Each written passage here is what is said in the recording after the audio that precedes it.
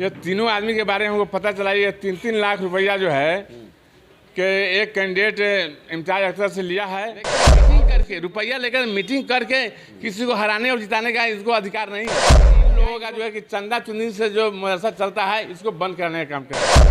अमानुल्लाह साहब के मैं बारे में कहना चाहता हूँ कि कहाँ से आ गया उनको 10 बीघा का प्रॉपर्टी आ गया, आलीशान मकान कहाँ से बना लिए।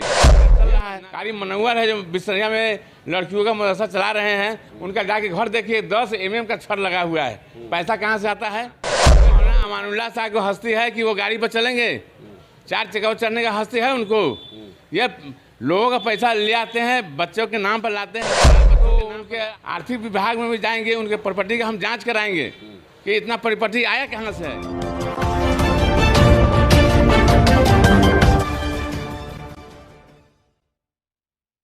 नमस्कार, आप देख रहे हैं एसटीवी न्यूज़ और मैं हूं समीउल्लाह चंपारनी।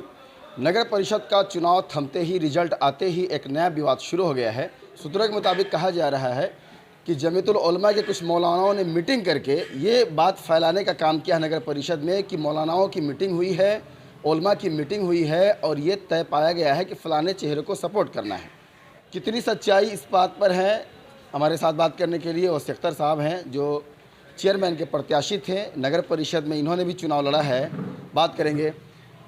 ये बात जो कहा जा रहा है कि कुछ मौलाना की मीटिंग हुई है और फलाने चेहरा को टारगेट करके कहा गया है कि उनको सपोर्ट करो, कितनी सच्चाई है? बिल्कुल सच है।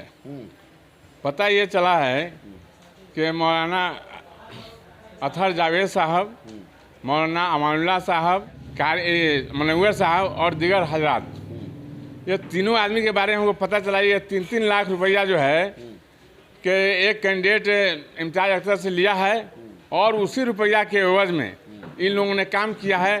कुछ लोगों को बैठाने, कुछ मौलाना को बैठाने का काम किया है और अपने आप में 2 आदमी का एक सर्वे टीम बनाया है। कहाँ गए हैं तो मदनी टोला गए हैं और लहंडा गए हैं। तो मेरा ये कहना है कि जहाँ मुसलमानों का गढ़ है, मोहब्बतपुर, चैनपुर, ढाका, पिपरा बाजिद और औरैया में क्यों नहीं लोग सर्वे करने कि मदनी टोला और लहंदा में जा करके और बिरता टोला में जाके अपना सर्वे करके रिपोर्ट कर दिए। 3 गांव से रिपोर्ट से नहीं ना काम चल सका। आप लोग हैं तो चाहे पेपर वाले हो या टीवी वाले हो, तमाम 2500 वार्ड में जाते हैं, लोगों से बात करते हैं, गरीब से लेकर अमीर तक सबसे बात करके उसका कंक्लूजन निकालते हैं। लेकिन ये 3 गाँव में गए और उसी में कंक्लूजन निकाल दिया कि हाँ कि इम्तियाज अख्तर की तरफ रुझान है, उनको वोट दिया जाए, उनको वोट दिया जाए। ऐसा आपने कभी देखा होगा कि मस्जिद से इस तरह की बात ऐलान होती है, सियासत की बातें? तो इन लोगों ने तो धज्जी उड़ा दिया है इस्लाम का। जो इस्लाम के दाई हैं, नायब रसूल का दावा करते हैं, इन लोगों का जो कारनामा जो हम लोग देखा है, ये बहुत आश्चर्य मैंने तजुब खेज बात है कि इन लोगों ने कैसे ऐसा काम करने का जहमत गवारा किया। इन लोग नया टोला के इमाम जो है बाजाब्ता तौर पर अपने मस्जिद से उन्होंने ऐलान किया कि ये उलमाओं की मीटिंग हो गई है, इम्तियाज अख्तर बढ़त में जा रहा है, उसको वोट दिया जाए। ये तजुब खेज बात नहीं तो क्या है? ऐसा उन लोगों ने किया है। अल्लाह ताला खैर उसको माफ़ करेंगे नहीं करेंगे ये तो वो समझे। ये घिनौना काम है, ये गंदा काम है। इन लोगों ने रुपया लेकर 18 कैंडिडेट जो मैदान में थे, उनके 17 कैंडिडेट का उन्होंने गर्दन काट दिया है। क्या एविडेंस है कि उन्होंने मीटिंग किया है, ऐलान किया है? आपके पास कोई सबूत है? मेरे पास तो सबूत नहीं, लेकिन और लोगों के पास है जो है कि ऑडियो है। उस ऑडियो से यह पता चलेगा कि इन लोगों ने मीटिंग किया है और उसमें कि एक आदमी जो है कि बाकायदा तौर पर अभी बोले हैं कि हाँ हम लोग बुलाया गया था। ऐसे लोगों के लिए क्या कहना चाहेंगे, क्या प्रतिक्रिया होगी? ऐसे लोगों के लिए मैं सबसे पहले तमाम जनता से मैं अपील करूंगा कि ऐसे पाखंडी, ऐसे गद्दारों से आप लोग बचे। कौम का रहनुमा बनकर कौम को धोखा दे रहा है, कौम को तबाह बर्बाद कर रहा है।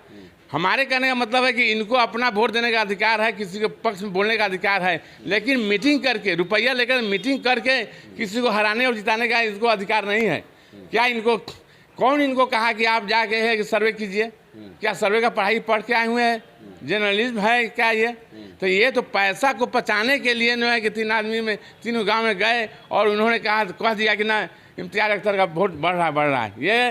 ये पाखंडी लोग हैं, ये जो है ना मक्कार है। ये हमने सवाल किया था उनसे, अमानुल्लाह से, कि आपने मैंने शराबी का मदद किया है और नमाजी का आपने बगावत किया है, अल्लाह ताला पर आप पर कहर भेजेंगे तो वो कहते हैं कि अल्लाह गफूर रहीम है, गफूर रहीम है, गफूर रहीम, लागे चिल्लाने। हमने कहा कि अल्लाह ताला सबके लिए गफूर रहीम, आपके लिए नहीं। मैंने जो आपको कह रहा हूँ कि आपने शराबी का मदद किया है और नमाजी का आपने विरोध किया है, इसका जवाब दीजिए आप। ऐसे लोगों पर क्या कुछ कार्रवाई होगी? ऐसे लोगों पर तो सबसे पहले ये कार्रवाई हम लोग करेंगे कि इन लोगों का जो है कि चंदा चुंदी से जो मदरसा चलता है इसको बंद करने का काम करेंगे। हमने उनको कह दिया कि मेरे गांव में आप चंदा नहीं ले सकते हैं।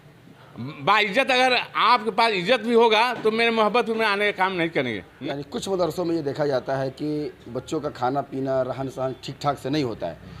बच्चों के अच्छा रहने और अच्छा खाने के नाम पे चंदा लोग करते हैं, लेकिन उसका इस्तेमाल अपने निजी खर्चों पे करते हैं। तो क्या इनकी निगरानी के लिए औचक निरीक्षण होना चाहिए कि नहीं? जिस तरह से स्कूलों पर निगरानी होती है और औचक निरीक्षण करके चेक किया जाता है कि किस तरह की क्वालिटी खाने में दिया जा रहा है, चार्ट के हिसाब से, मैनुअल गाइड के हिसाब से खाना उनको दिया जाता है कि नहीं दिया जाता है, तो क्या वही प्रक्रिया मदरसों पर भी होनी चाहिए कि नहीं? नहीं, ये तो होना ही चाहिए। लेकिन ये लोग जो है कि दो तरह का खाना बनवाते हैं, बच्चों के लिए कुछ और, अपने लिए कुछ और। तमाम मदरसों में यही देखा जा रहा है। ये लोग बेईमान है, इतना बेईमान है कि इन लोगों को मौलाना करने में शर्म आती है। अगर ये मौलाना होते, सही माने में मौलाना होते, नाइबे रसूल का दर्जा इनको प्राप्त है, तो बच्चा का जो अपने खाते वही बच्चा को खिलाते, जो बच्चा खाता वही अपने खाते। लेकिन नहीं, अपने लिए कुछ और बनता है और बच्चा के लिए कुछ और बनता है। इसलिए तो आपका सवाल तो जायज़ है, इस पर भी निगरानी होनी चाहिए।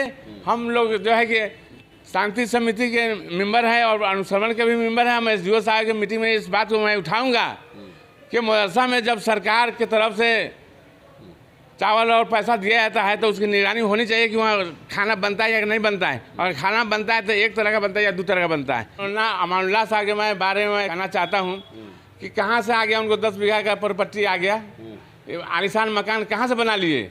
ये नादार मजबूर और नादार बच्चों के लिए चंदा लाते हैं, उसमें कुछ बच्चों पर खर्च करते हैं और निजी काम पर खर्च करते हैं, ज़मीन खरीदते हैं, मकान बनाते हैं। इसी तरह की उनका चल रहा है। कारी मनव्वर है जो बिसरिया में लड़कियों का मदरसा चला रहे हैं, उनका जाके घर देखिए 10 mm का छड़ लगा हुआ है। पैसा कहाँ से आता है?